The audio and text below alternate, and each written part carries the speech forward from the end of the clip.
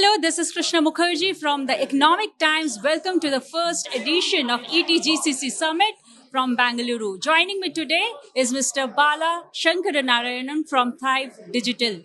Thank you for joining us, Mr. Bala. It's a pleasure to be at the GCC event organized by the Economic Times. Thank you for having me. Yeah, great. That's great. How is your experience for you? It's been a brilliantly organized event. When you look at the GCCs, pretty much everybody is saying that the future of India Inc., whether we want to talk about Viksit Bharat, Atmanirbhar Bharat, the GCCs will have a very key role to play.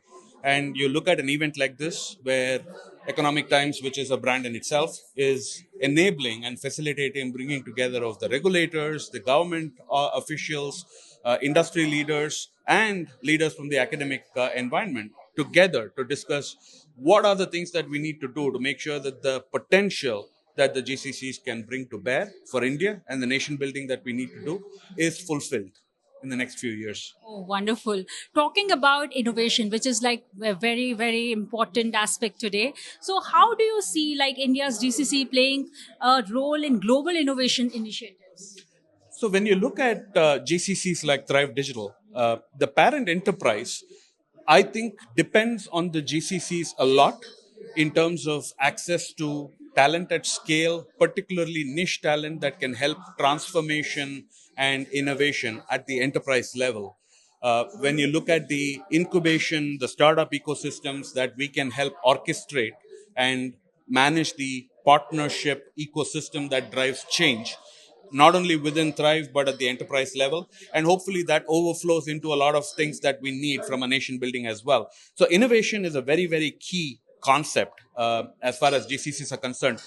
GCCs, I think, are better positioned to drive innovation for both the enterprise as well as for the nation, primarily because we are part of the core enterprise and we have access to the crown jewels of the enterprise, whether we're talking about intellectual assets and platforms and products, and we do have the business context and have access to data that will help us drive the right insights and the right outcomes. So how do you think that how one organization can foster a culture of innovation and continuous improvement? I think India is a very unique country that way, wherein we've got our people who are having a deep sense of alignment with the enterprise objectives, but also have a sense of free thinking.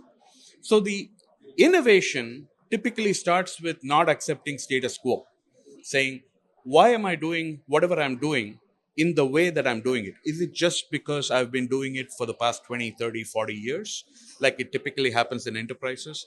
And that push for change and us not being willing to do the same thing over and over again for years together. That is what drives the culture of innovation in India. And if you look at organizations like Thryve, innovation is a key part of our organizational culture. In fact, if you come into Thryve offices, you will see that our cultural framework says ICE, which is a cool thing, but it says innovate, collaborate, and empower. Innovation is right up there in the cultural framework.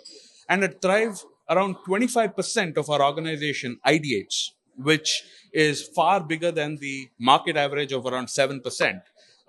Which essentially means that 1/4 of Thryve has come up with some idea or the other to make sure that we do things differently for the enterprise. So we're very, very proud of that. And I hope that, the rest of India Inc.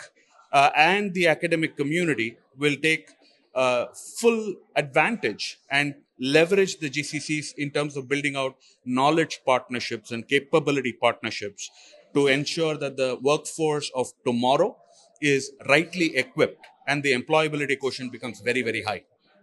Thank you for those great insights. Thank you for joining us, Mr. Bal. It's always a pleasure to be part of an ET event. Thank you for having me. Thank you.